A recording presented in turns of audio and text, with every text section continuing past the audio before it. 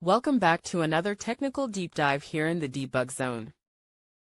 Today, we're tackling a big question and breaking it down with insights from other users. Hopefully, this clears up some misconceptions and helps you get the answer you need. So buckle up, stay a little curious, and let's jump right in.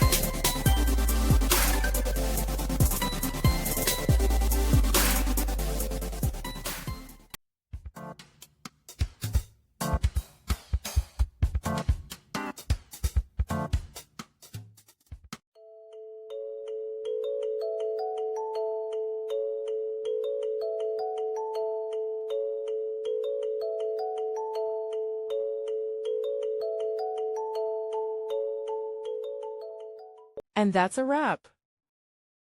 I hope you found the answer you were looking for. If you did, take a second to hit that subscribe button. It really helps out. And let me know in the comments which solution worked best for you. See you next time in the debug zone.